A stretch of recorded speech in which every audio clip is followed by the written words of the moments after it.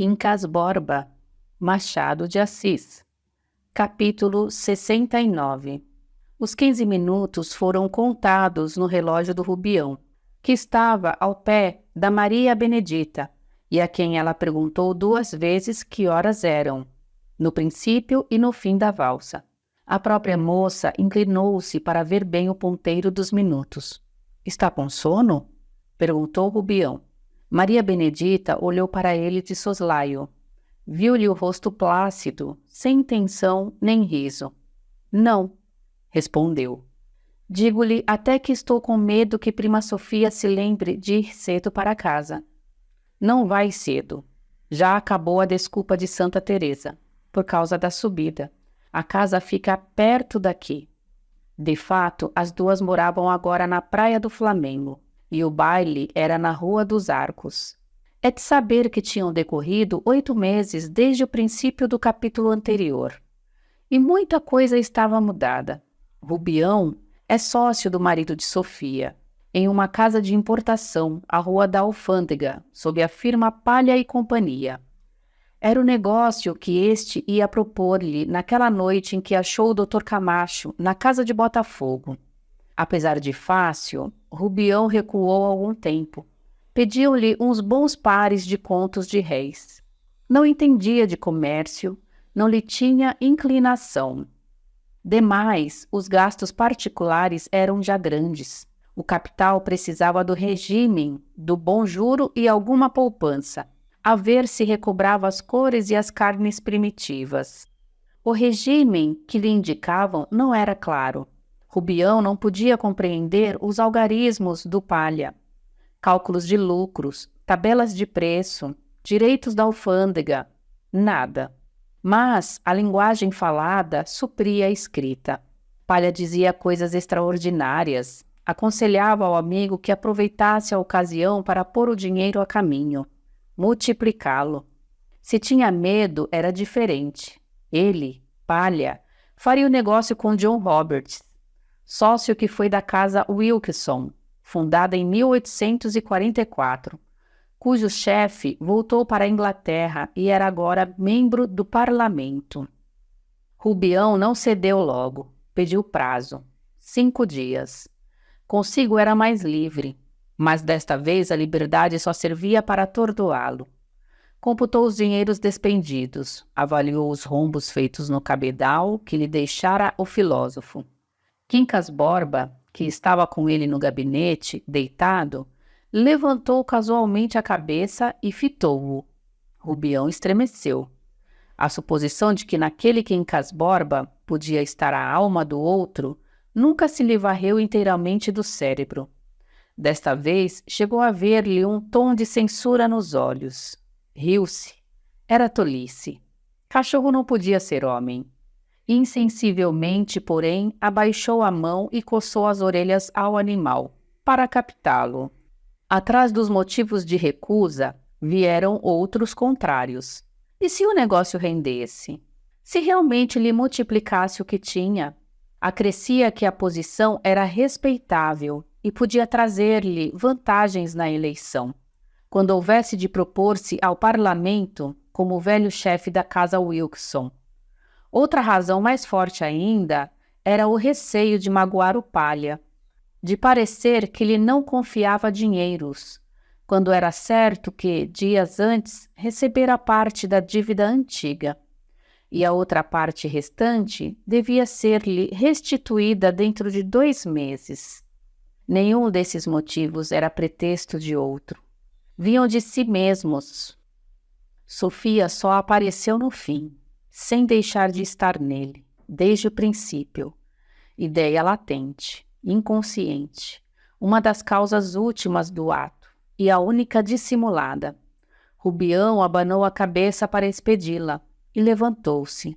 Sofia, dona astuta, recolheu-se à inconsciência do homem, respeitosa da liberdade moral, e deixou-o resolver por si mesmo que entraria de sócio com o marido, mediante certas cláusulas de segurança. Foi assim que se fez a sociedade comercial. Assim é que Rubião legalizou a assiduidade das suas visitas. — Senhor Rubião? disse Maria Benedita depois de alguns segundos de silêncio. Não lhe parece que minha prima é bem bonita? Não desfazendo na senhora, acho. Bonita e bem feita. Rubião aceitou o complemento. Um e outro acompanharam com os olhos o par de valsistas, que passeava ao longo do salão. Sofia estava magnífica. Trajava de azul escuro, muito decotada, pelas razões ditas no capítulo 35. Os braços nus, cheios, com os tons de ouro claro, ajustavam-se às espáduas e aos seios, tão acostumados ao gás do salão. Diadema de pérolas feitiças, tão bem acabadas que iam de par com as 2 pérolas naturais, que lhe ornavam as orelhas e que Rubião lhe dera um dia. Ao lado dela, Carlos Maria não ficava mal. Era um rapaz galhardo, como sabemos, e trazia os mesmos olhos plácidos do almoço do Rubião. Não tinha as maneiras subditas, nem as curvas reverentes dos outros rapazes. Exprimia-se com a graça de um rei benévolo. Entretanto, se à primeira vista parecia fazer apenas um obséquio àquela senhora, não é menos certo que ia desvanecido, por trazer ao lado a mais esbelta mulher da noite. Os 2 sentimentos não se contradiziam. Fundiam-se ambos na adoração que este moço tinha de si mesmo. Assim, o contato de Sofia era para ele como a prosternação de uma devota. Não se admirava de nada.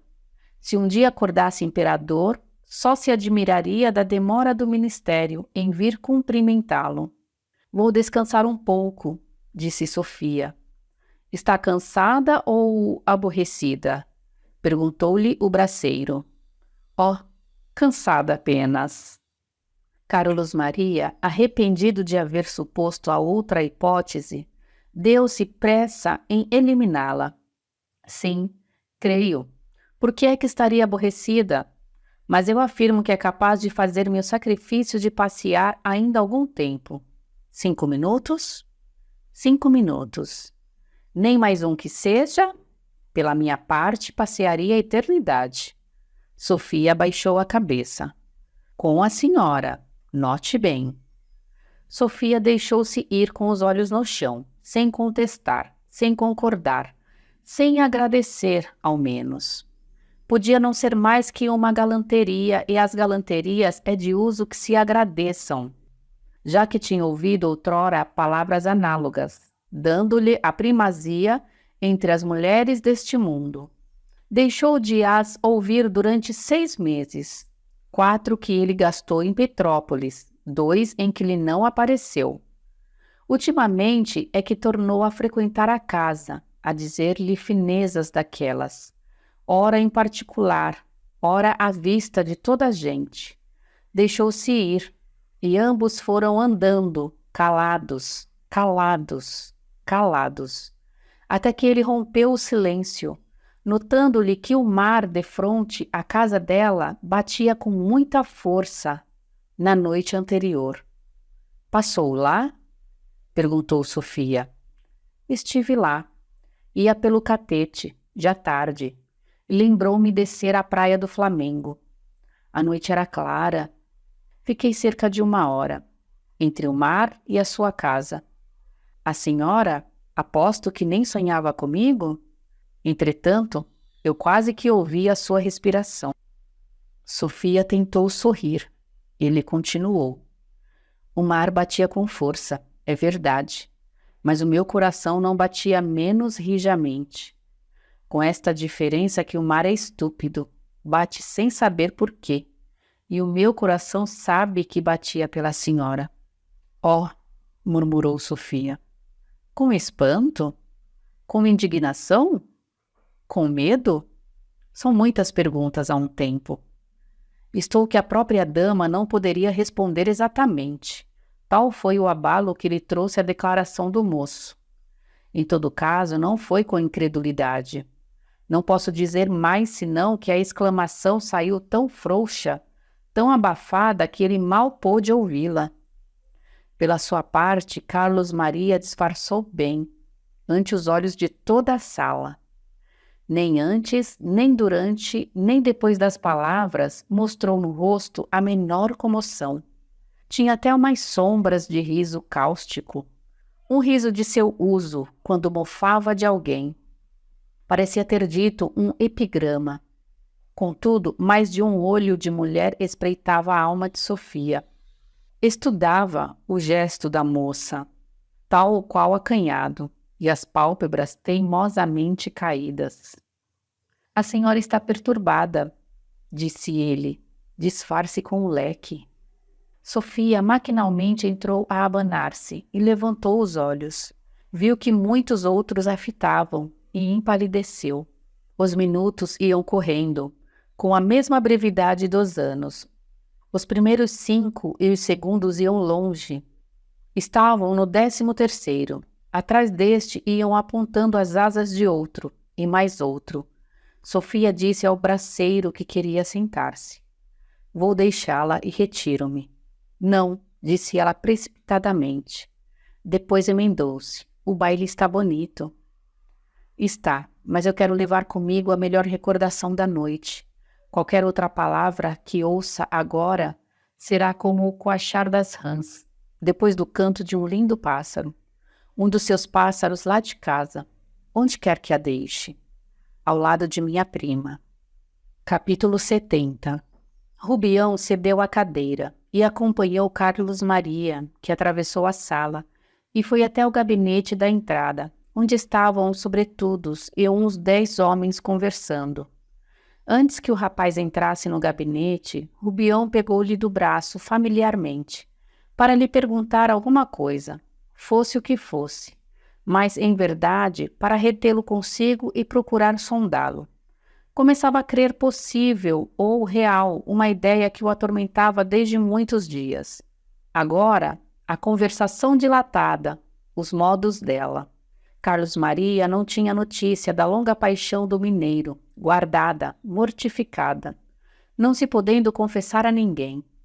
Esperando os benefícios do acaso, contentando-se de pouco, da simples vista da pessoa, dormindo mal às noites, dando dinheiro para as operações mercantis, que ele não tinha ciúmes do marido.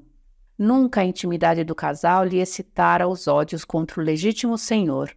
E lá iam meses e meses, sem alteração do sentimento, nem morte da esperança. Mas a possibilidade de um rival de fora veio atordoá-lo. Aqui é que o ciúme trouxe ao nosso amigo uma dentada de sangue. Que é? Disse Carlos Maria, voltando-se. Ao mesmo tempo, entrou no gabinete, onde os 10 homens tratavam de política, porque este baile, iam-me esquecendo dizê-lo, era dado em casa de Camacho, a propósito dos anos da mulher. Quando os 2 ali entraram, a conversação era geral, o assunto o mesmo, e todos falavam para todos. Um turbilhão de ditos, de pareceres, de afirmações diversas. Um, que era doutrinário, conseguiu dominar os outros, que se calaram por instantes, fumando. Podem fazer tudo, disse o doutrinário, mas a punição moral é certa. As dívidas dos partidos pagam-se com juros até o último real, e até a última geração. Princípios não morrem. Os partidos que o esquecem expiram no lodo e na ignominia. Outro meio calvo não acreditava na punição moral, e dizia por quê. Mas um terceiro aludiu à demissão de uns coletores, e os espíritos, meios tontos com as doutrinas, tomaram pé. Os coletores não tinham outra culpa, além da opinião. E nem ao menos se podia defender o ato com merecimento dos substitutos. Um destes trazia às costas um desfalque. Outro era cunhado de um tal Marquês, que dera um tiro de garrucha no delegado em São José dos Campos. E os novos tenentes-coronéis? Verdadeiros réus de polícia. Já se vai embora? Perguntou Rubião ao moço, quando viu tirar o sobretudo dentre os outros. Já, estou com sono. Ajude-me a enfiar esta manga. Estou com sono. Mas ainda é cedo. Fique. O nosso Camacho não deseja que os rapazes saiam. Quem é que há de dançar com as moças? Carlos Maria replicou sorrindo que era pouco dado às danças. Valsara com Dona Sofia, por ser mestra no ofício. Se não, nem isso. Estava com sono. Preferia a cama à orquestra. E estendeu-lhe a mão com benignidade. Rubião apertou-lhe, meio incerto. Não sabia que pensasse. O fato de sair, de a deixar no baile, em vez de esperar para acompanhá-la à carruagem, como de outras vezes. Podia ser engano dele. E recordava a noite de Santa Teresa, quando ele ousou declarar à moça o que sentia, pegando-lhe na bela mão delicada. O major interrompera-os, mas por que não insistiu ele mais tarde? Nem ela o maltratou, nem o marido percebera coisa nenhuma. Aqui voltava a ideia do possível rival. É certo que se retirara com sono, mas os modos dela... Rubião ia à porta do salão para ver Sofia. Depois chegava-se a um canto, ou à mesa do Voltarete, inquieto, aborrecido. Capítulo 71. Em casa, ao despentear-se, Sofia falou daquele sarau como de uma coisa enfadonha. Bocejava, doíam-lhe as pernas. Palha discordava. Era a má disposição dela. Se lhe doíam as pernas é porque dançara muito. Ao que retorquiu a mulher que, se não dançasse, teria morrido de tédio. E ia tirando os grampos, deitando-os num vaso de cristal. Os cabelos caíam-lhe aos poucos sobre os ombros, mal cobertos pela camisola de cambraia. Palha, por trás dela, disse-lhe que o Carlos Maria valsava muito bem. Sofia estremeceu. Fitou-o no espelho. O rosto era plácido. Concordou que não valsava mal. Não, não, senhora, valsa muito bem. Você louva os outros porque sabe que ninguém é capaz de o desbancar. Anda, meu vaidoso, já te conheço. Palha, estendendo a mão e pegando-lhe no queixo, obrigou a olhar para ele. Vaidoso por quê? Por que é que ele era vaidoso? Ai, gemeu Sofia, não me machuques. Palha beijou-lhe a espádua. Ela sorriu, sem tédio, sem dor de cabeça. Ao contrário daquela noite de Santa Teresa, em que relatou ao marido os atrevimentos do Rubião. É que os morros serão doentios e as praias saudáveis. No dia seguinte, Sofia acordou cedo, ao som dos trilos da passarada de casa, que parecia dar-lhe um recado de alguém. Deixou-se estar na cama e fechou os olhos para ver melhor. Ver melhor o quê? Não, seguramente os morros doentios. A praia era outra coisa. Posta à janela, dali a meia hora, Sofia contemplava as ondas que vinham morrer defronte. E, ao longe, as que se levantavam e desfaziam a entrada da barra. A imaginosa dama perguntava a si mesma se aquilo era a valsa das águas, e deixava-se ir por essa torrente abaixo, sem velas nem remos. Deu consigo olhando para a rua, ao pé do mar, como procurando os sinais do homem que ali estivera, na antevéspera, alta noite. Não juro, mas cuido que achou os sinais. Ao menos é certo que cotejou o achado com o texto da conversação. Abre aspas. A noite era clara. Fiquei cerca de 1 hora entre o mar e a sua casa. A senhora aposto que nem sonhava comigo. Entretanto, eu quase que ouvia a sua respiração.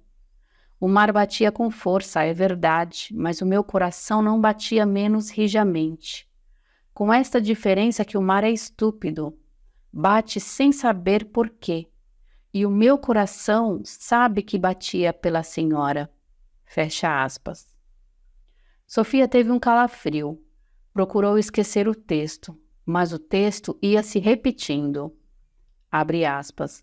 A noite era clara. Reticências. Fecha aspas. Capítulo 72.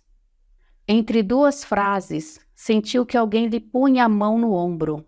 Era o marido que acabava de tomar café e ia para a cidade. Despediram-se afetuosamente. Cristiano recomendou-lhe Maria Benedita, que acordara muito aborrecida. Já de pé? Exclamou Sofia. Quando eu desci, já a achei na sala de jantar. Acordou com a mania de ir para a roça. Teve um sonho, não sei quê. Calundos, concluiu Sofia. E com os dedos hábeis e leves, consertou a gravata ao marido. Puxou-lhe a gola do fraque para adiante. E despediram-se outra vez. Palha desceu e saiu. Sofia deixou-se estar à janela. Antes de dobrar a esquina, ele voltou a cabeça e, na forma do costume, disseram adeus com a mão. Capítulo 73. Abre aspas. A noite era clara. Fiquei cerca de 1 hora entre o mar e a sua casa. A senhora, aposto que... Reticências, fecha aspas. Quando Sofia pôde arrancar-se de todo à janela, o relógio de baixo batia 9 horas. Zangada, arrependida, jurou a si mesma, pela alma da mãe, não pensar mais em semelhante episódio. Considerou que não valia nada. O erro foi deixar que o rapaz chegasse ao fim dos seus atrevimentos. Verdade é que, procedendo assim, evitou algum grande escândalo, porque ele era capaz de acompanhar até a cadeira e dizer-lhe o resto ao pé de outras pessoas. E o resto repetia-se ainda uma vez na memória dela, como um trecho musical teimoso. As mesmas palavras e a mesma voz. Abre aspas. A noite era clara. Fiquei cerca de 1 hora. Reticências, fecha aspas. Capítulo 74. Enquanto ela repetia a declaração da véspera, Carlos Maria abria os olhos, estirava os membros e, antes de ir para o banho, vestir-se e dar um passeio a cavalo, reconstruiu a véspera.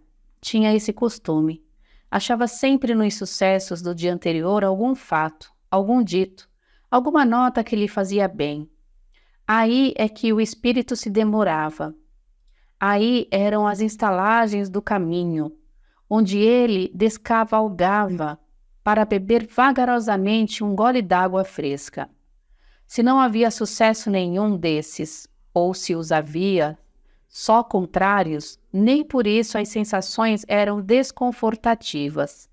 Bastava-lhe o sabor de alguma palavra que ele mesmo houvesse dito, de algum gesto que fizesse, a contemplação subjetiva, o gosto de ter sentido viver, para que a véspera não fosse um dia perdido. Na véspera figurava Sofia. Parece até que foi o principal da reconstrução. A fachada do edifício, larga e magnífica. Carlos Maria saboreou de memória toda a conversação da noite. Mas, quando se lembrou da confissão de amor, sentiu-se bem e mal.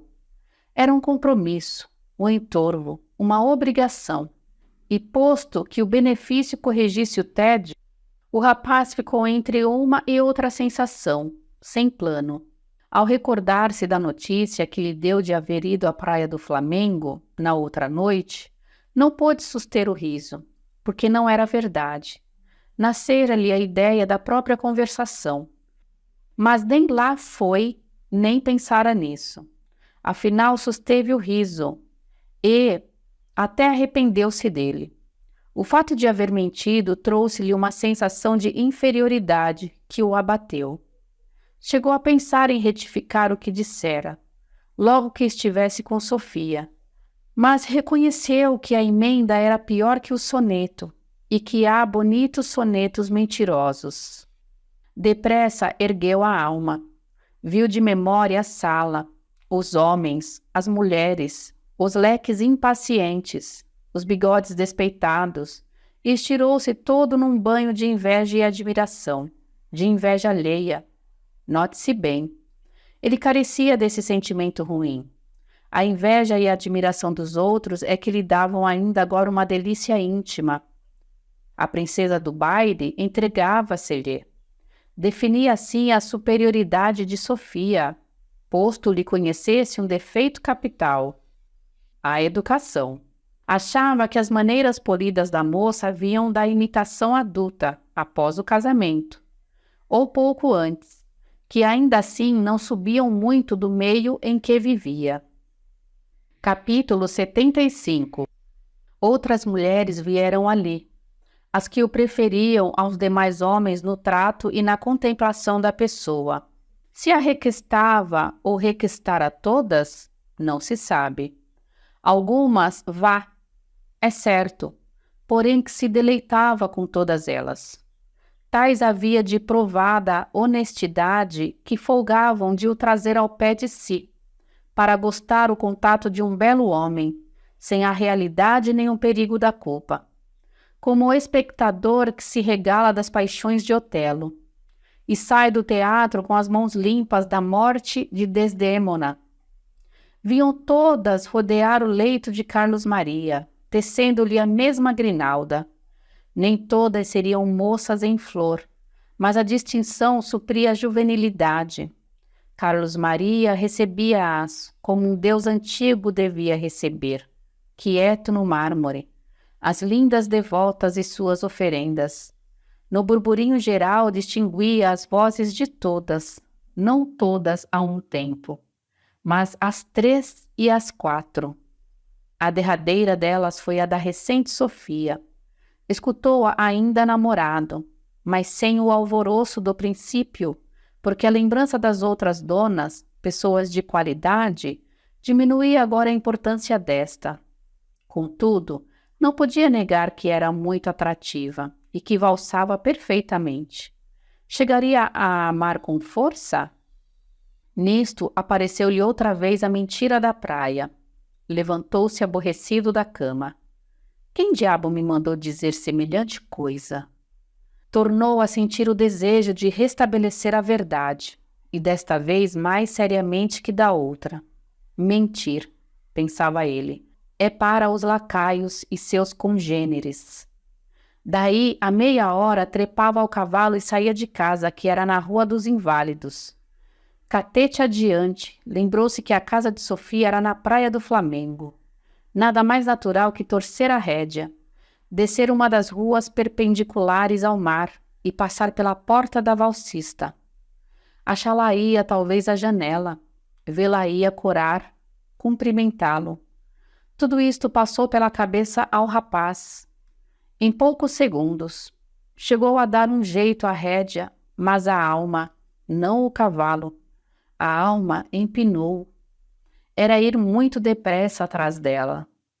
Deu outro jeito à rédea e continuou o passeio. Capítulo 76. Montava bem. Toda a gente que passava ou estava às portas não se fartava de mirar a postura do moço, o garbo, a tranquilidade régia com que se deixava ir. Carlos Maria.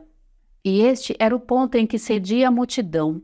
Recolhia as admirações todas, por ínfimas que fossem. Para adorá-lo, todos os homens faziam parte da humanidade.